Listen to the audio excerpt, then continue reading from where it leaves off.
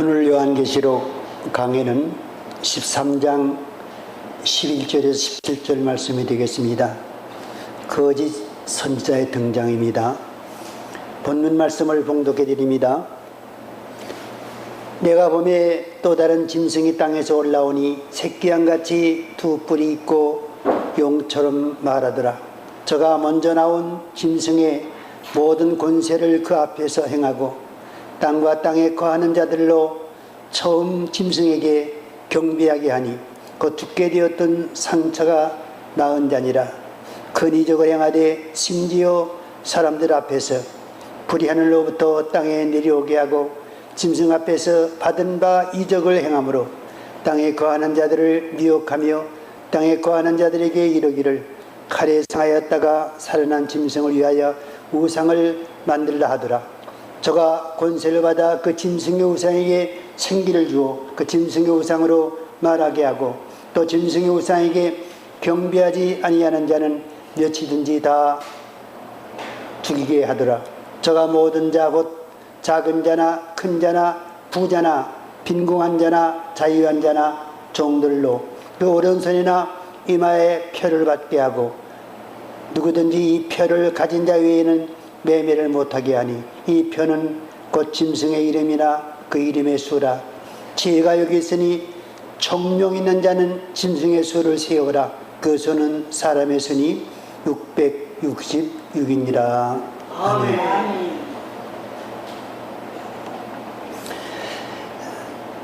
원로 목사다 그러면은 대개 한가한 그러한 생활을 하십니다. 원로 목사로 앉게 되면은 어떻게 또 하루를 지낼까 그것이 큰 고민이라고 합니다. 그래서 운동 겸 소일하기 위해서 이제 하루에 몇 시간씩 전철은 공짜니까는 전철 타고 여기저기 댕기는 그러한 목사님들도 많으십니다. 또 어느 곳에 갈까 하고 이제 그날 갈 곳에 대해서 고민이 생깁니다. 집에 하루 종일 앉아있기는 이제 답답하고 또 사모님과 마주 앉은 것도 이제 짧은 시간일수록 좋을 텐데 하루 종일 마주 앉아 있으면은 뭐 좋은 인상을 서로 가질 수가 없고 그런 가운데 여러 가지로 이제 고민이 많은 그러한 생활 그리다 늦고 그리다 하나님 앞에 가는 그러한 생활하는 분들이 거의 전부입니다. 근데 저는 하나님께서 저를 사랑하셔서 원로 목사 된 후에도 저에게 맡겨주신 30년 전에 정말 사역에 대한 사명을 그대로 이루게 하신 그 하나님의 뜻을 받들어서 오늘도 여러분 앞에 이렇게 설 수 있게 된 것을 감사합니다. 여러분 줄이 하나게 되면 아무리 그 줄이 든든한 줄이랄지라도 힘을 못 씁니다. 네. 그래서 산악 대원들이 이제 높은 산에 올라갈수록 또는 어떤 그 인명을 구조하는 이 구조대원들이 줄을 쓸 때에는 아주 밧줄이 든든한 밧줄, 특별히 그 배가 파도에 밀리지 않기 위해서 밧줄을 내릴 때에는 아주 든든한 그러한 밧줄이고 그 밧줄에도 여러 겹으로 이제 꼬은 밧줄을 씁니다. 제가 얼마 동안은 많은 세월 동안 혼자서 아무리 밧줄이 든든하다 할지라도 혼자서 이 일을 했습니다. 그래서 낙심할 때도 많았고 또 도움을 구할 때에 그 도움을 구할 대상도 없었고 또 자문을 받을 때에 의논할 상대도 없었고 여러 가지로 많은 고민 끝에 목회를 거의 마치게 되었습니다. 그런 차에 우리 하집사님 네 분이 나타났어요. 나타나셔서 참 저의 하는 정말 사역의 밧줄이 되어 주셨어요. 그래서 한 겹의 밧줄이 세 겹의 밧줄로 그렇게 이제 든든하게 됐지요. 마치 사도 바울이 복음을 전할 때 혼자 복음을 전할 때 얼마나 어려움을 많이 겪었습니까? 그런데 아굴라와 브리스가라라고 하는 내외를 만나서 힘을 얻었습니다. 이 동역자라는 것이 반드시 이제 그 목회자만이 동역자가 아니에요. 같은 사명 가지고 동역할 수 있는 그러한 위치에 있는 사람이면은 동역자예요. 아굴라 부부가 사도는 아니었지만은 바울과 함께 이제 복음을 전했을 때, 바울을 도와서 복음을 전했을 때에 그들이 다른 사도보다도 더 큰 일을 했고, 그 일이 바로 성경에 기록된 점으로 미뤄봐서 바울의 진실한 동역자다. 사도가 아니지만은 바울의 동역자로서 활동했다는 사실을 알게 됩니다. 그래서 우리 두 분은 저의 동역자적인 그런 위치에서 저를 도와주셨기 때문에 제가 힘을 얻고 또 모든 일에 있어서 이제 좀 수월한 길, 평탄한 길, 좀 의논의 상대를 이제 만나서 의논할 수 있는 그런 기회를 냈지요. 그러다 우리 김정은 목사님이 우리 교회 후임자로 이렇게 담임 목사님으로 부임하셨지요. 여러분, 뭐 솔직히 말해서 김 목사님 미남이 아니죠. 미남은 아닙니다. 그런데 여러분, 성경에 엘리사와 엘리야에 대한 얘기가 많이 나오죠. 엘리야가 엘리사의 선배지요. 근데 성경에 보게 되면 엘리야가 위대한 선지자인데, 그런데 엘리사의 기록이 더 많습니다. 재미있게 능력도 많이 행했습니다. 근데 그 엘리사가 뭐 사진 찍어 놓은 게 없기는 잘 모르겠습니다만은 그 길에 갈 때에 어느 촌에 있는 아이들이 나와서 대머리야 대머리야 그러면서 다 올라가라고 그렇게 놀리는 거 보니까는 아마 키도 적었고 머리도 대머리고 얼굴도 잘생긴 모습은 아니었던가 싶습니다. 그러니까 놀림받았지요. 다음에 또 너무 화가 나서 저주하니까는 그 애들이 다 곰에게 찢겨 죽는 그러한 재앙을 만나게 되었습니다. 그래서 사명은 인물에 달린 것이 아닙니다. 네. 하나님께서 소명을 부르셔서 줄 때에 사명을 받게 되는 것입니다.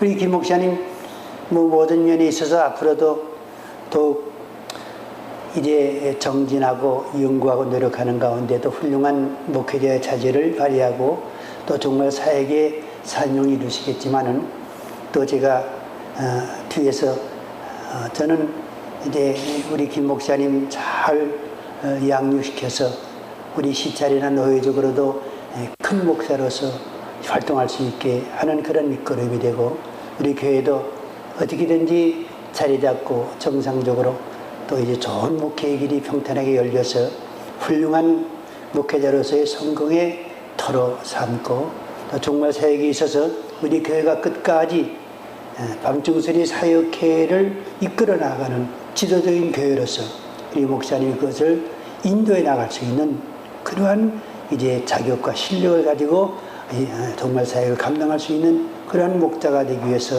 제가 힘쓸 것이고 여러분들도 또 밀어줘야 되겠지만은 이제 우리 목사님도 저에게 있어서 정말 사역의 하나의 줄이 되셨습니다. 그래서 우리가 이 네 줄이 엉키고 또 여러분이 또 이 대열에 참여해서 얼마 안 되지만은 이 밧줄에 정말 사역에 하나님의 쓰시는 밧줄에 하나가 되어서 든든하게 얽히게 되면은 누구도 이 밧줄을 끊을 자가 없고 끊어지지 않고 든든한 가운데 우리의 꿈이 이루어지고 하나님께로부터 반드시 우리가 해야 할 사명을 이룰 수 있는 그러한 사명을 우리를 통해서 이루실 줄로 믿습니다. 아멘.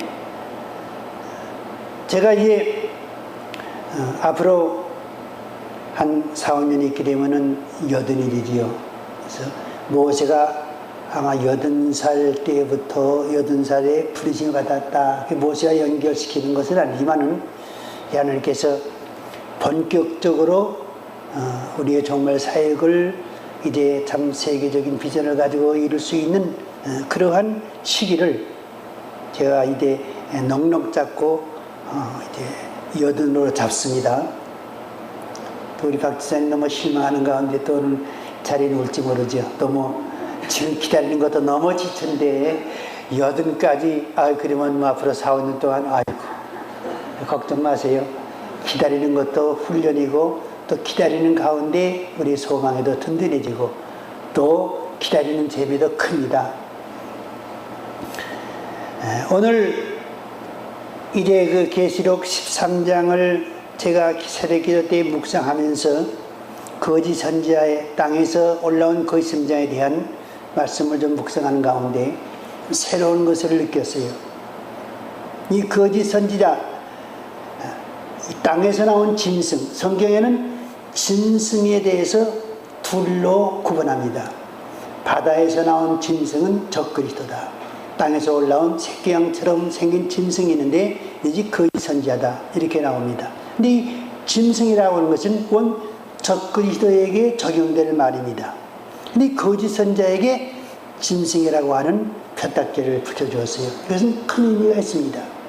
그런데 우리는 종말론을 연구하는 데 있어서 아직까지 저뿐 아니라 많은 사람들이 적그리스도에게만 집중적으로 이제 시선을 쏠리고 우리가 이 성경적인 사실을 끄집어내고 또 거기에 대한 어떤 증거를 찾고 그것을 우리가 전해왔습니다.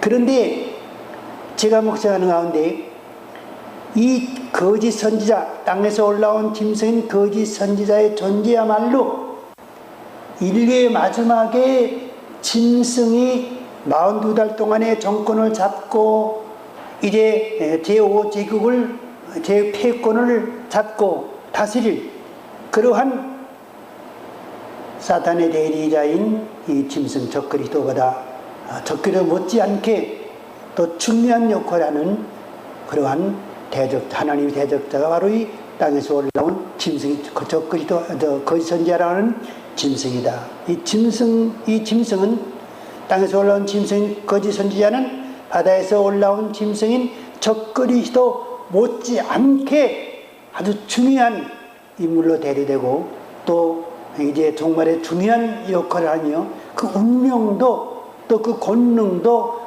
짐승과 똑같은 그러한 레벨에서 위치에서 일하고 한다는 사실을 깨닫고서 이 거짓 선지자에 대해서 좀 더 연구하고 이에 대해서 좀 더 성경적으로 증거하는 그러한 이 시간을 가져야 되겠다고 하는 생각이 들었습니다. 그래서 오늘 제가 좀 이제 기도하면서 생각난 것과 성경에 나타난 거짓 선지자에 대한 증거를 우리가 이제 새롭게 배울 때 여러분들이 새로운 마음으로 받아들이고 좀 더 우리가 더 깊이 있게 이 자를 살펴봤으면 하는 그러한 생각이 듭니다. 계시록 13장에 등장하는 한 용과 더 짐승. 계시록 13장은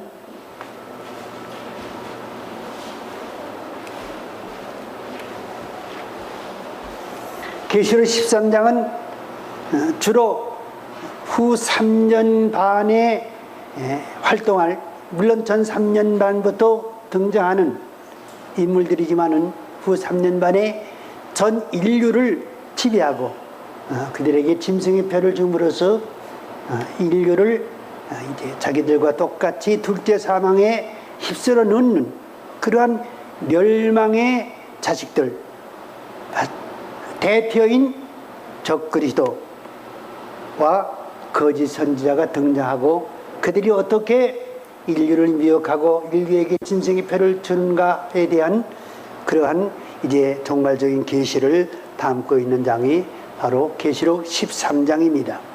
13장에 등장하는 첫째 존재는 용이라고 하는 마귀입니다.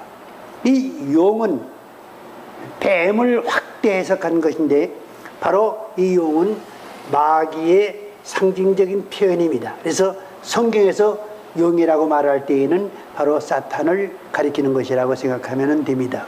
바다에서 나온 짐승에게 능력과 보좌와 권세를 줍니다. 이 용은 온 세계의 흑암을 지배하는 그러한 흑암의 왕, 세상의 왕이라고 하는 것은 불신세계를 지배하는 왕이라는 뜻입니다. 죄악을 지배하고 죄악 가운데 있는 모든 인류를 지배하는 그러한 존재가 바로 용이라고 하는 사탄입니다. 인류의 마지막에는 바로 이 사탄이 직접적으로 인류를 통치하게 됩니다. 이를 통치하는데 용은 영적인 존재이기 때문에 직접 자기가 통치할 수가 없습니다. 우리 인간은 육적인 존재고 영은 영적인 존재이기 때문에, 그래서 육적인 자기의 대리인을 내세우는데 그 대리인이 바로 적그리스도입니다.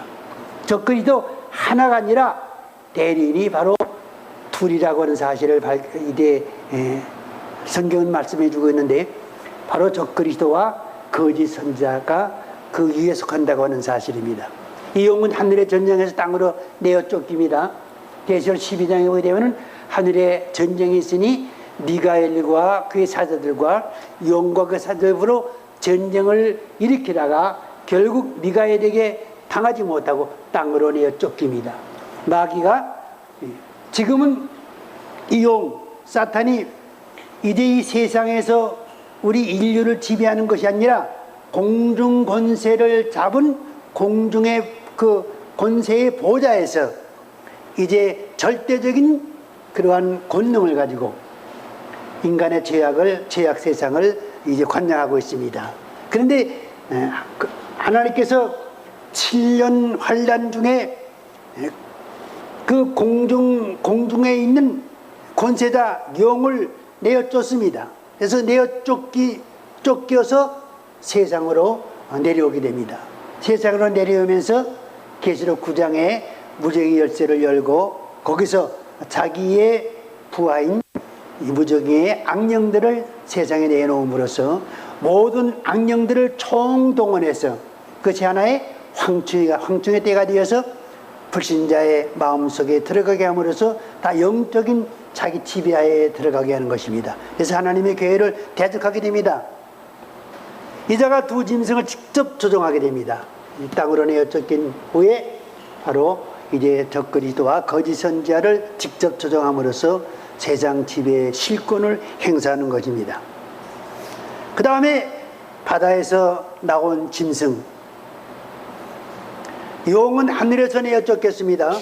그 다음에 바다에서 나온 짐승은 계시록 13장 1절에서 바다에서 한 짐승이 나왔는데 하는 그 짐승이 바로 적그리스도인데 뿔이 여리고 머리가 7이라고 그랬습니다. 이것이 마지막 때의 제5제국의 이제 지배자로서 온 세계 인류를 지배하는 그러한 독재자가 됩니다. 우리 인간 역사상에 가장 위대한 그러한 위인과 정치가와 외교가와 그런 군사 전략가와 평화 애호주의자로 가장해가지고 등장하는 것이 바로 이 적그리스도라고 하는 존재입니다.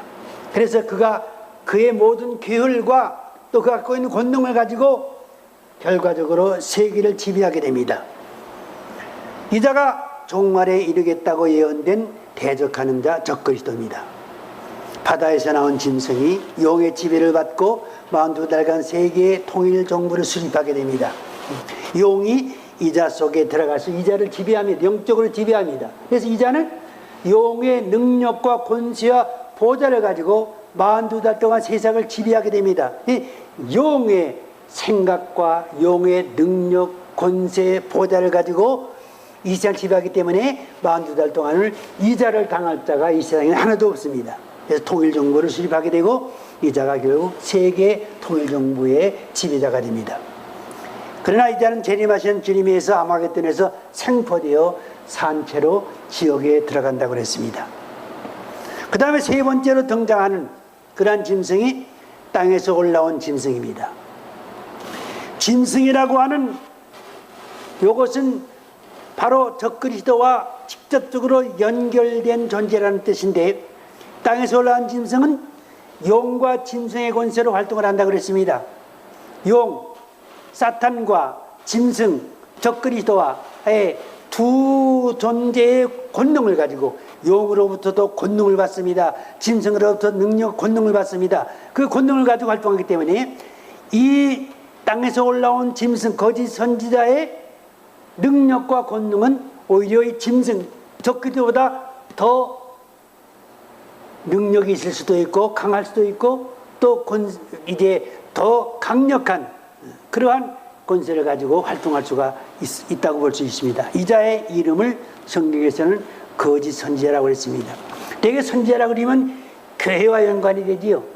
교회 연관입니다. 근데 여기서 거짓 선지자라고 이 말한 것은 인류의 거짓 선지자예요. 일단 이자가 등장하게 되면은 종교를 초월해서 모든 인류를 완전히 진리에서 떠나게 하고 적 그리스도를 살아계신 하나님으로 섬기게 하는 그러한 역할을 바로 이자가 하는 것입니다. 그래서 이자는 기독교에 국한된 거짓 선지자가 아니라 온 세계 인류에게 등장한 사탄의 거짓 선지자로 등장하게 되는 것입니다. 짐승을 위해서 이적으로 미혹한다고 그랬습니다. 짐승을 위해서 이자가 활동하는 것은 바로 짐승 속에 용이 들어가서 용이 세상을 다스리기 때문에 이자 속에도 역시 용의 그런 악령이 들어가서 이자를 지배하고 짐승을 지배하고 짐승을 통해서 이적을 행하기 때문에 이자가 하는 일은 바로 원래의 용의 화신으로 일하고 있는 적 그리스도를 높여주고 적 그리스도에게 권세를 주고 적 그리스도를 인류의 신으로 숭배하게 하는 그러한 역할을 바로 거짓 선지자가 하게 되는 것입니다. 자기들 하나의 노림수고 하나의 사기극이라고 할 수 있게요. 우상을 세우고 거기에 경배하게 합니다. 거짓 선지자가 얼마나 능력이 많고 또 세계의 인류를 미혹하기 위해서 유혹하기 위해서 이제 거짓 선지자 역할을 할 수 있느냐 하게 되면은 우상에게 마귀의 생기를 넣어줌으로써 우상을 하여금 움직이게 하고 말을 하게 한다. 여러분, 우상이 말을 한다는 것은 이건 참으로 놀라운 사건이 아닐 수가 없어요. 네. 지금 어느 절간에 있는 이제 부처가 만들어 놓은 부처가 말을 한다고 해보세요. 네. 움직이면서 말한다고 해보세요. 그러면 그 다음날로 세상 팔깍 뒤집히고 맙니다. 네. 온 세계에 이제 메스코비 동원해 가지고 막 이제 이제 그 금속으로 만들어 놓은 그 부처가 막 불경을 외우고 인류를 향해서 내가 하나님이다 나를 경배하라고 하는 큰 소리 치고 나를 배반하게 되면 나를 믿지 않게 되면 다 심판을 받을 것이라고 하는 그러한 경종을 울린다면은 그것은 너무나 놀라운 일이고 아마 온 세계 인류가 그 우상한테 경배하고도 남을 만한 그러한 미혹이 될 것이 분명합니다. 그러한 일을 한다고 그랬어요. 그래서 마지막 때에 이제 거짓 선지자가 바로 이 짐승의 우상을 세우고 그 우상으로 하여금 말을 하게 하고 그러한 미혹을 통해서 모든 인류로 하여금 그 우상을 경배하게 함으로써 경배하는 자에게 짐승의 표를 주는 것이 바로 666표라고 하는 사실입니다. 그래서 예수 믿지 않는 사람, 성령 받지 못한 사람들은 다 이 666표를 받게 돼요. 그래서 예수님께서 뭐라고 그러셨어요? 마태복음 25장에서 마귀와 그 사자를 위해서 예비된 영영한 불에 들어가라.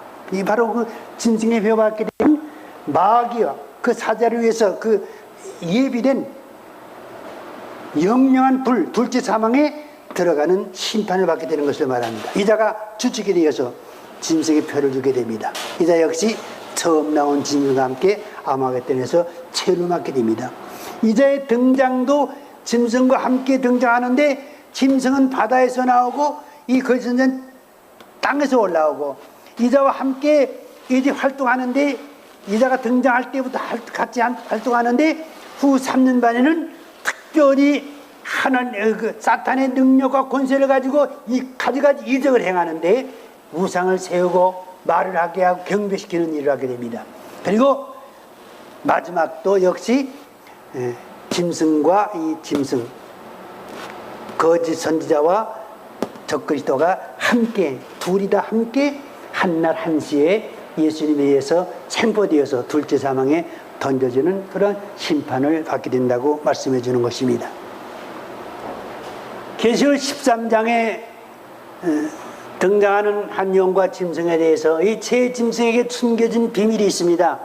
이 세 짐승, 용과 바다의 짐승과 땅의 짐승, 용은 하늘의 마귀 쫓겨난 마귀요, 바다의 짐승은 적그리스도요, 땅의 짐승은 거짓 선지자입니다.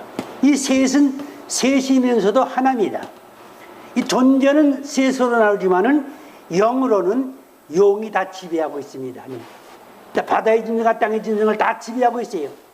이 두 존재를 통해서 이자가 결국 이제 실권적인 왕의 세계를 지배하는 그런 왕, 사탄의 왕국이에요.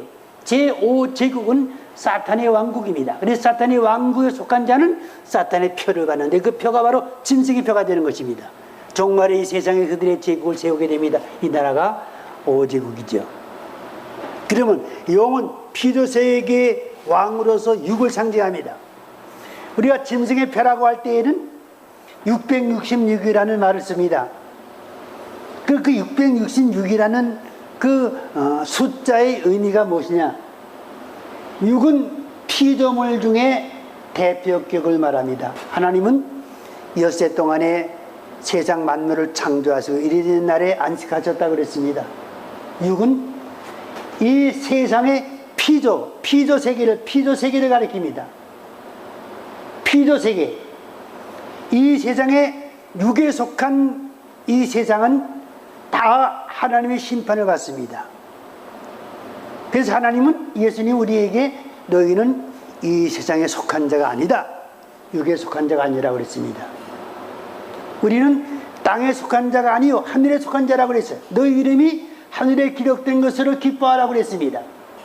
우리는 육에 속한 멸망받을 피조물이 아니다. 육이라고 하는 이 세상의 피조물은 마지막에 저주를 받은 땅이기 때문에 몽땅 다 하나님의 심판 아래에 멸절당하고 맙니다.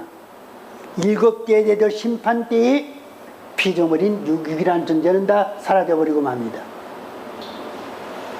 그래서 우리는 육에 속한 존재가 아니요 하나님의 안식세계, 7은 안식세계를 가리키는데 이 안식세계는 예수님의 부활과 연결이 되지요. 예수님의 부활은 우리의 영원한 안식인 우리의 부활과 연결되는데 바로 이제 바로 부활, 영원한 생명, 하늘의 생명을 가리킵니다.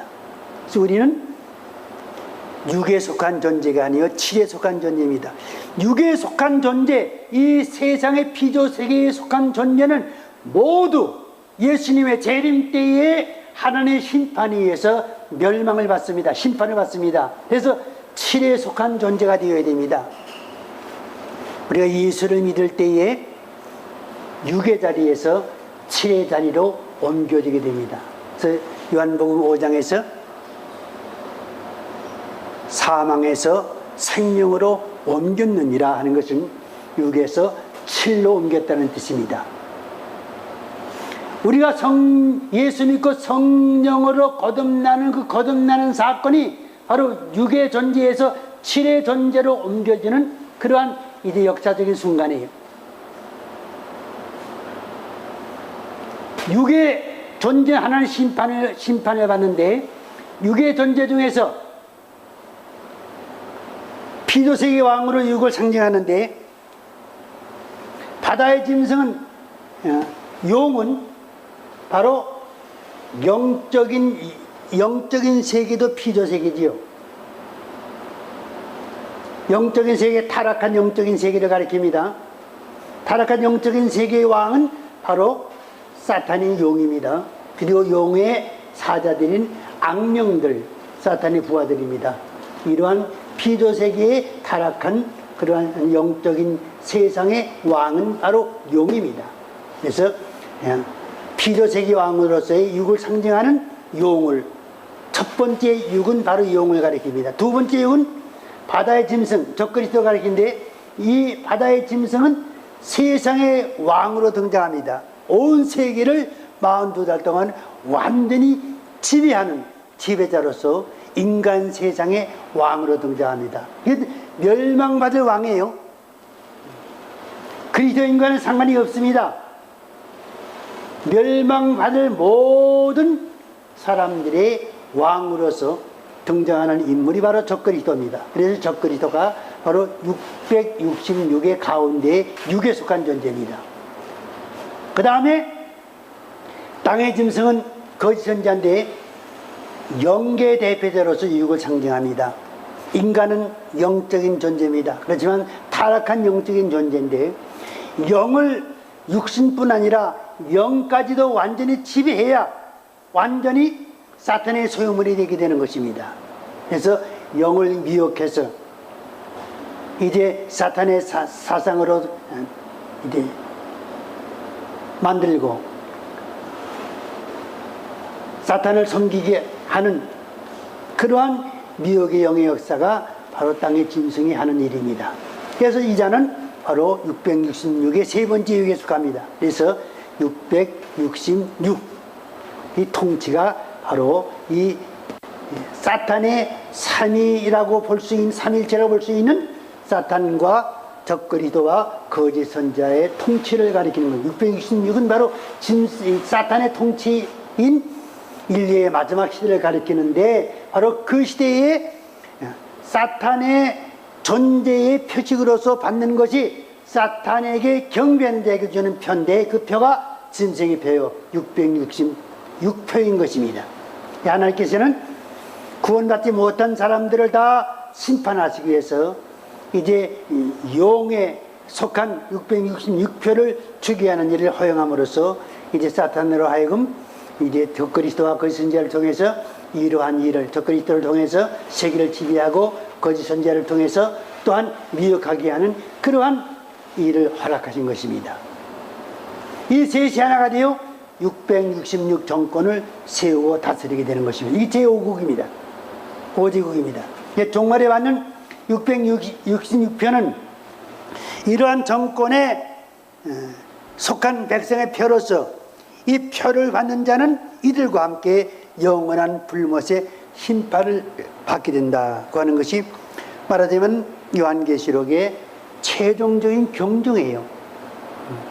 이러한 무서운 이제 통치가 바로 7년 환란 가운데 있는 후 산반의 통치고 이러한 통치에서 우리가 승리하고 이러한 통치에서 오는 그러한 대환란을 겪지 않으려면 우리는 어떻게 해야 되느냐, 신비의 단장을 해야 되는데 어떻게 해야 되느냐 하는 것을 우리가 교회에 전하는 것이 바로 요한계시록을 전하는 것이요 나팔을 불어야 됩니다.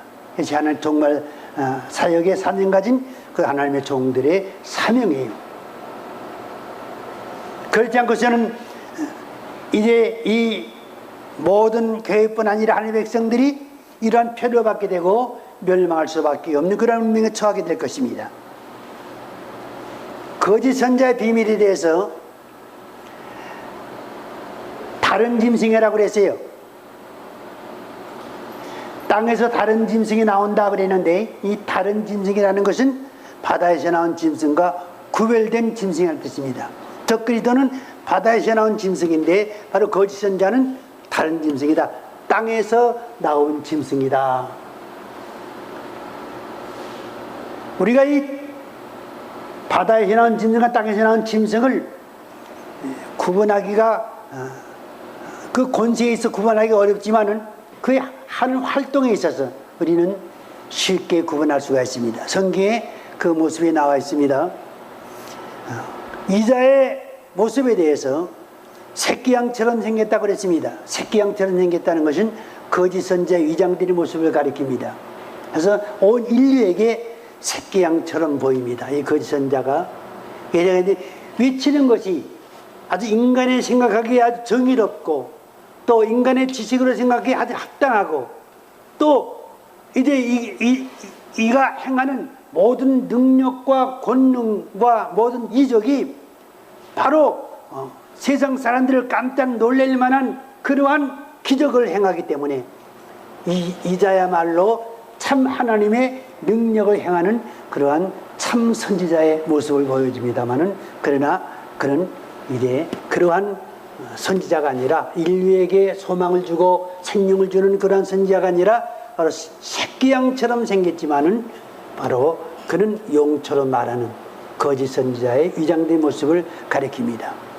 그 다음에 이 자에게는 두 뿔이 있다고 그랬습니다. 아까 말씀드린 것처럼 이 자는 용과 짐승으로부터 권세와 능력을 받았다고 그랬습니다. 두 뿔은 바로 이 새끼양의 권세인데, 이 권세는 한 뿔은 용을 가리키는 것이고 한 뿔은 짐승을 가리킵니다.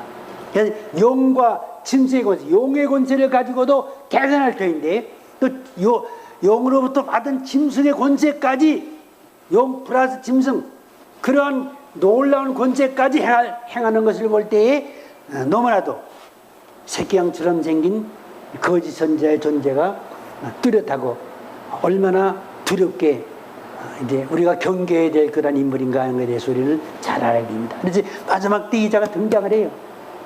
등장을 할 때 모든 사람들이 쏙습니다. 왜냐하게 되면은 아주 성경을 인용할지도 몰라요. 그런데 막 하늘에서 불도 내리게 하고, 그러니 하늘에서 불을 내리게 하는데 다른 그러한 이적이야 더 말할 것도 있어요. 죽은 사람을 살리기도 할 것입니다. 또 세상 사람들이 깜짝 놀랄 만한 기적을 행하는 것 중에 하나가 짐승의 우상을 만들고 우상으로 말을 하게 하는, 그보다 더 놀라운 기적이 어디 있습니까? 우상으로 말을 하게 하는 것은 바로 이러한 돌덩어리를 향해서 이제 거짓 선자가 명할 때에 이러한 돌덩어리가 입을 벌려가지고 말을 해보세요. 여러분들 기겁을 할 일이 아닙니까?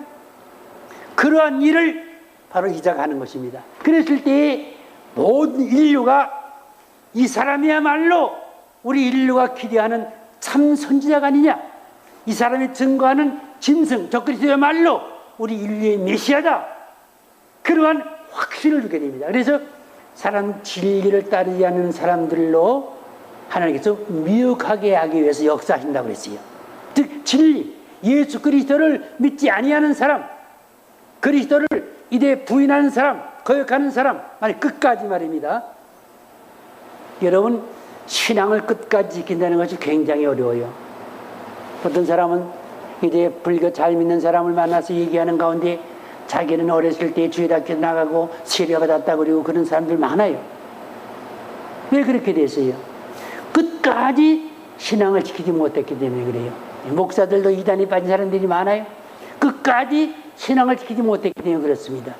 끝까지 신앙 지킨다는 것이 가장 중요한 것인데, 바로 이자가 등장을 해서 진리에 똑바로 쓰지 못하고 우왕좌왕하거나 노아의 때와 같이, 롯의 때와 같이 세속적인 신앙에 물들어서 하나님 영광을 위한 생활을 하지 못하는 그런 사람들은 완전히 이자의 미혹에 넘어가게 되는 것입니다. 여기서 음료회가 하나가 되는 것이고, 이제 그리스도를 배도하는 그러한 배도하는 일이 여기서 생기게 되는 거예요. 그래서 너희가 무엇이라 해도 미혹하지 말라, 쫓지 말라. 먼저 배도하는 일이 있고 멸망의 아들이 나타나기 전에는 예수님의 대에 이르지 않는다고 하는 말씀대로 그때 배도하는 일이 바로 이자의 등장으로서 완전하게 이루어지는 것입니다. 지금은 우리가 나는 그러한 거짓 선지자가 등장해도 미혹받지 않을 거야, 천만에요. 박대선이가 등장해가지고 사방에서 기사와 이적을 일으킨다고 그랬을 때 많은 주의 종들이 따라봤고 장로, 집사, 교인들이 따라붙었습니다. 가서 몇 번 들으니까는 완전히 미혹이 돼서 박대선이가 하나님이다, 성령님이다, 박대선이 믿어야 천국 갈 수 있다고 하는 그러한 미혹이 완전히 젖은 거예요. 그 사람들이 신앙이 없어서 젖은 게 아니거든요. 통일교도 마찬가지입니다. 누가 문선명이 지금 늙어서 오그리 쪼그라빠가지 됐지요. 더 늙게 되면 이제 얼마 있어 죽을 겁니다. 그 사람은 죽어도 하나님이라고 할 사람이에요. 지금 많은 사람들이 통일교 문선명이 그자가 어떻게 하나님이 될 것이냐, 그자가 어떻게 재림이 될 것이냐, 그렇게 비웃지만은 여러분, 통일교에 가서 그자가 이적을 행하지 못합니다. 그래서 통일교에 가서 한 5번만 그들의 통일교 교리의 교를 들어보세요. 홀딱 빠져버리고 맙니다. 아, 문선명이야말로 우리 하나님이다. 그렇게 되는 거예요. 여러분 신천지 교회라고 이만희 씨라고 하는 사람이 내가 성령님이다. 그래 그 사람이 요한계시록 강해를 썼는데 저자가 누구냐? 저자가 성령님이라고 있어요. 저자가 성령님이에요. 거기서 나온 책이 있어요. 이 성령님 니코르 이만희. 자기가 성령님이라는 거예요. 세상의 성령은 삼위일체자 하나님의 하나의 삼위 되시는 하나님, 인격적 하나님이신데 자기가 성령이라면 자기가 하나님이라는 뜻이거든요. 그런데 그러한 이만희를 누가 따를 것이냐? 지금 무료 성경학교라고 해가지고 이만을 따른 무리들이 전국에 4만 명, 5만 명이 넘어요. 한돈 다 놓아버리는 거예요. 전에 우리 교회 이제 몇 번 나오셨던 김용환 목사님 매형과 누나가 순복음교회에 아주 착실한 안수집사에 있었어요. 얼마나 신앙에 좋은지 몰라요.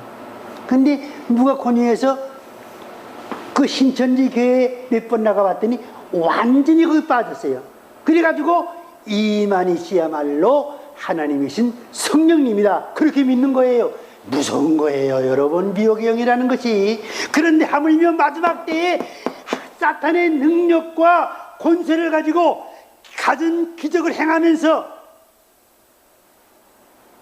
적그리스도를 신으로 섬기라고 하는, 자기가 아니라 짐승을 신으로 섬기라고 하는, 그렇게 미혹을 할 때에 진리를 쫓지 아니하는 모든 세계 인류가 완전히 미혹받아서 그를 하나님을 섬긴다는 일은 아주 쉬운 일이에요. 거기에 넘어가지 않기 위해서는 지금부터 정신을 차리도록 많은 교육을 시킬 필요가 있어요. 이런 교육을 시켜야 돼요. 이런 교육을 시킬 때에 우리는 이만에게 넘어가지 않고 통일교에 넘어가지 않고 다른 이단에도 넘어갈 위험이 없어요. 올바른 종말적인 그러한 사상이, 신앙사상이 우리에게 필요한가 하는 것에 대해서 우리는 알아야 되는 것입니다. 두 뿔이 있다고 그랬어요. 그 다음에 용처럼 하더라. 모양은 새끼양이지만은 말은 용은 사탄이라고 했죠. 사탄이 말을 한다. 사탄이 말은 나는 마귀다 그렇게 얘기하는 게 아니에요.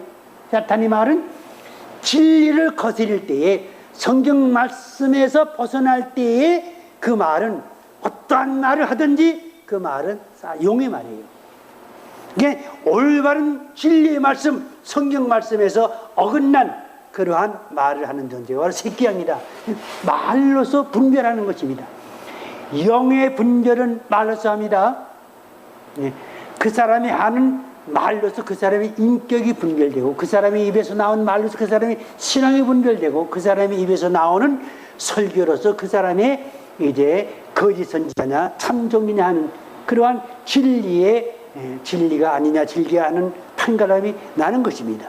그런데 이 자는 말은 참 잘하고 이적도 행하지만은 그러나 가만히 들어보게 되면은 바로 그것이 사탄의 말이다. 진리에서 떨어지게 하려는 그런 계책을 가지고 우리를 미혹하는 그런 말이다. 그래서 알게 되는데, 아는 사람이 과연 몇 명이 되느냐, 100명 가운데 몇 명이 될 것이냐 할 때 우리는 기가 막히게 노리세요. 이자의 정체는 거짓 선지자라고 그랬어요. 데시아후서 2장 9절 10절에서 악한 자의 임함은 사탄의 역사를 따라 모든 능력과 표적과 거짓 기적과 불의의 모든 속임으로 멸망하는 자에게 임하리니 그랬어요.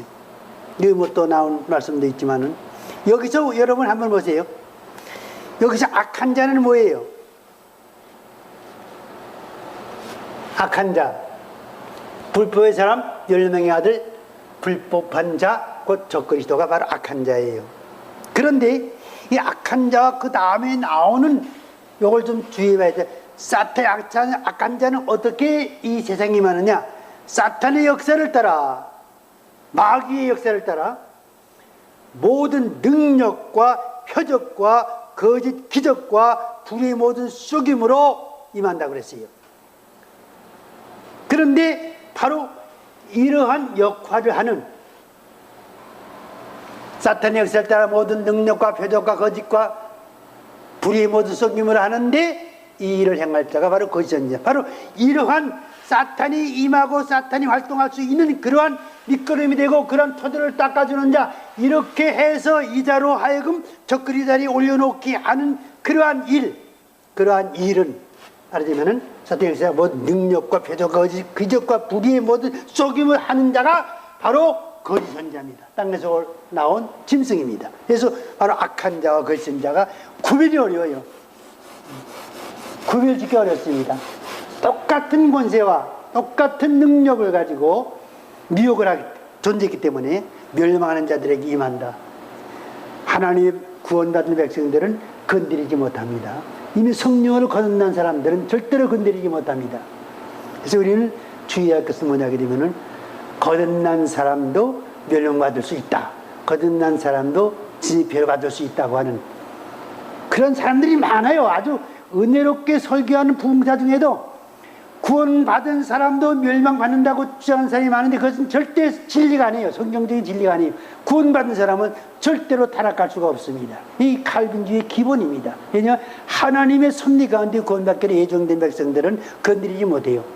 생명이 기록된 사람들을 건드리지 못해요. 그 사람들을 구원하기 위해서 하나님께 세계를 창조하셨고 아담을 만드셔서 인류 역사를 이제 진행케 하시고 예수 그리스도 보내서 속죄 대속연정을 베풀어 주셨고 그리고 마지막에 그러한 백성들을 온전히 구원해서 하나님의 아들의 권세를 주시고 하늘의 신령한 축복으로 복을 받게 하시기 위해서 인류를 심판하시는데 그러한 백성까지 다 죽여버린다면 우리가 어떻게 살아남아서 하나님의 약속의 축복을 받을 수 있겠어요? 그러한 미혹에는 우리가 넘어가지 말아야 됩니다. 이 거짓 선자로 인해서 짐승이 온 인류에게 인류의 메시아를 총받게 되는 것입니다. 그래서 이 짐승이 물론 열불의 왕이 되어서 우리가 저자가 짐승이다, 또 한일의 언약을 맺는 것 짐승이라는 것을 알지만은 그와 동시에 거짓 선지자가 나타나서 이 자를 증거합니다. 능력을 행하고 거짓 기적으로 미혹하는 가운데 행합니다. 그래서 우리는 또 한 가지 증거를 가지고 바로 짐승의 정체를 파악할 수가 있다는 사실입니다. 이자가 계시 19장에 보니까 짐승이 잡히고 짐승이 접근이 떠죠. 그 앞에서 이적을 행하던 거짓 선자, 이 거짓 선자죠. 이 땅에서 나온 짐승, 바다에서 있는 짐승이 또 함께 잡혔으니 이는 짐승의 표를 받고 그 우상에게 경배하던 자들은 이적으로 미혹하던 자라. 이 둘이 산채로 유황불구에 던지우고. 그래서 예수님께서 아마겟돈에 재림하셔서 이 세상을 마지막 심판하실 때에 바로 이자, 이 둘이 마지막에 끝까지 남는 것이 이 둘이에요.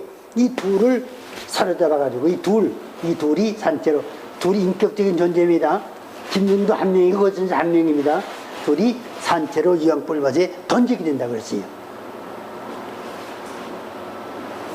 예시로 1장 10절 또 저희를 미혹하는 마귀가 불과 유황불밭에 던지오니. 이 천년 왕국이 지난 후에 마귀는 1000년 동안 무성의 결박이 가둬두지요. 1000년의 찬 후에 잠깐 세상에 노임받게 되지요. 세상을 미혹하게 됩니다. 그래서 천년왕국이 끝나게 됩니다. 여전히 미혹하는 마귀가 천년왕국이 끝마칠 때 흰바다 심판이 벌어지기 직전에 하나님은 이 마귀를, 이건 666의 두 번째 육과 세 번째 육은 아마겟돈 전쟁에서 불못의 영혼을 불려 던지게 되고, 첫 번째 육인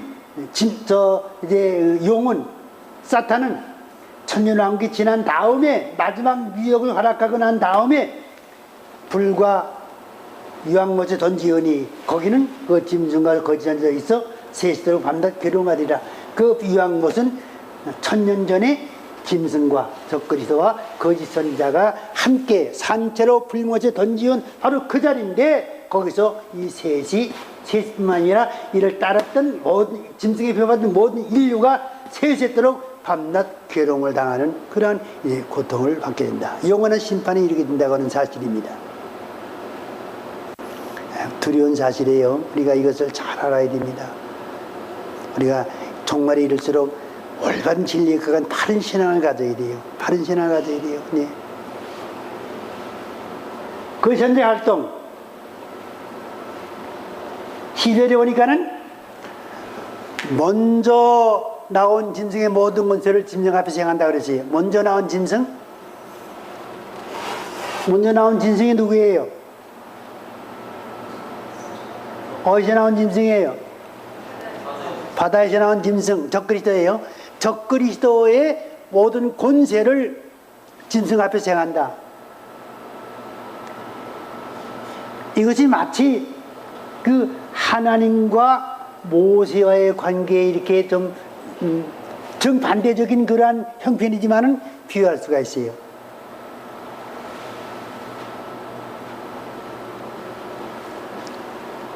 그 다음에 12절에 보니까 사람들로 처음 짐승에 경배하게 한다.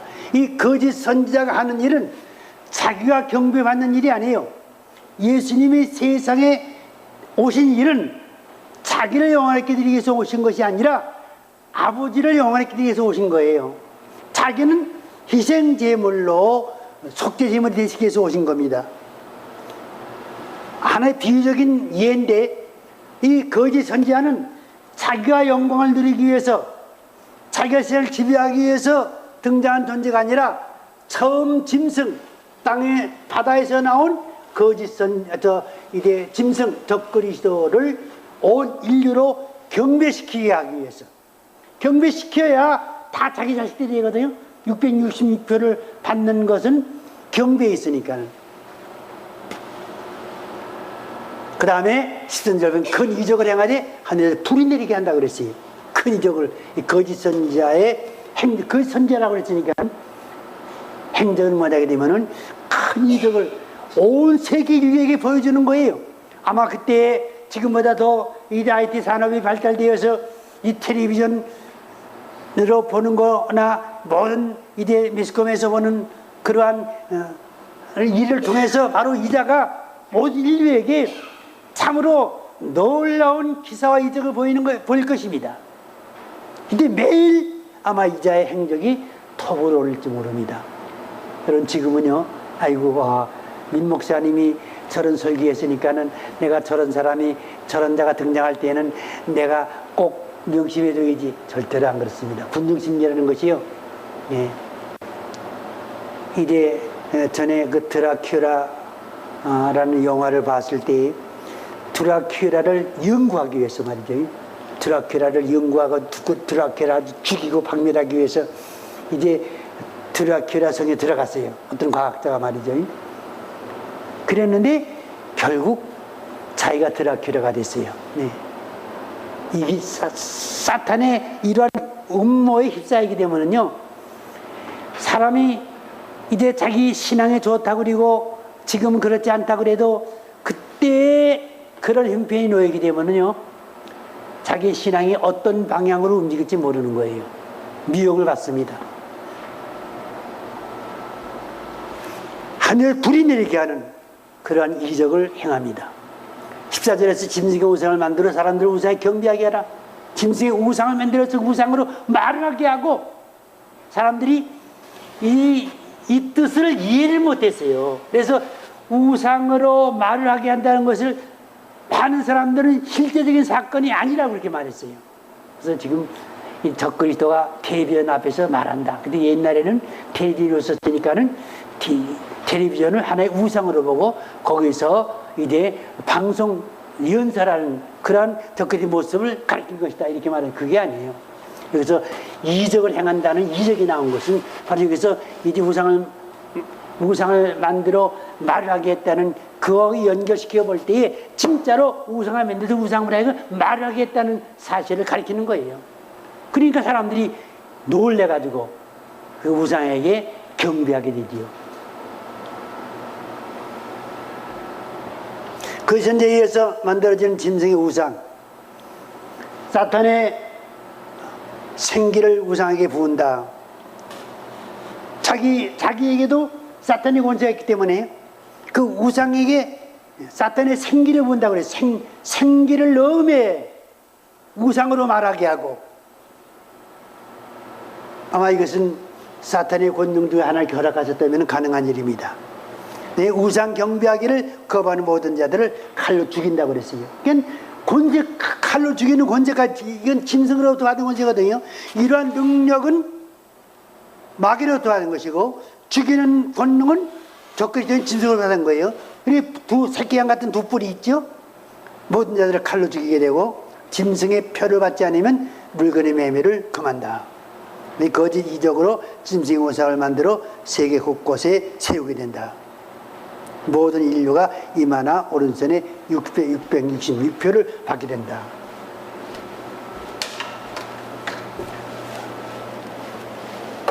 시간이 꽤 갔네요. 예. 우리는 오늘 계시록 13장에 나온 666의 산이라고 하는 사탄의 산이라는 존재에 대해서 하나는 하늘의 용인 사탄이요, 하나는 사탄의 화신인 바로 바다에서 올라온 짐승인 적그리스도요, 하나는 새끼양처럼 두 뿔이 달린 그런 땅에서 올라온 먼저는 바다에서 올라온 짐승, 나중에는 땅에서 올라온 짐승인 거짓 선지자라고 하는 사실. 이 셋은 셋이면서도 하나다. 이렇게 되면 바로 용에 의해서 지배를 받고 용이 권세를 가지고 세상을 지배하는 일에 이제 하나가 돼서 역사하는 그런 사탄의 삼일체로서의 존재다 하는 사실을 우리가 알게 돼요. 특별히 오늘은 거짓 선자의 정체에 대해서 거짓 선자는 바로 이러한 자구나. 짐승과 똑같은 권세를 가지고 그에다 또 기적과 이적을 행할 수 있는 그런 용의 능력을 가지고 마지막 때에 활동하게 되고 온 인류에게 하늘에 불이 내리게 하는 이적을 행하고 또한 우상으로 말을 하게 하는 이적을 행하게 하고 또 짐승의 권세를 가지고 사람을 죽이게 하는 그런 권세를 가지고 활동하는 아주 무서운 존재다 하는 사실입니다. 지금은 이제 이단이라고 하는 모든 사탄의 종들이 하는 일은 그래서 잘해나 거짓된 기적을 행할지 모릅니다. 미혹할지 모릅니다만은 이러한 사탄의 판에 불을 내리게 하는 그런 권능까지는 하지 않았어요. 여러분, 이제 이만이나 이제 문선명이가 하늘에서 불을 내리게 하는 그런 이적을 행해보세요. 아마 교회의 절반은 그 다음 날부터 다 빌 겁니다. 거기 쫓아가더라고요. 쫓아가요. 여러분, 나는 괜찮다고 그러지만은 괜찮은 게 아니에요. 나도 갈 수가 있어요. 그렇기 때문에 정말의 진리의 말씀을 굳게 잡고 정말 이 되어질 이 계시의 말씀 우리가 잘 배우고 신앙을 단장하고 신부에 단장하는 일이 얼마나 중요한 일인가 하는 것에 대해서 우리는 잘 깨닫고 이 말씀에 대해서 여러분 깊은 관심을 가지고 우리 교회에 이러한 종말적인 사역을 주신 하나님께 감사하면서 이러한 사역을 정말 이룰 수 있는 그런 교회 큰 영광이에요. 네. 이러한 사명 가지고 일하겠다고 그렇게 부르짖는 교회가 지금 어디서 찾을 수 있습니까?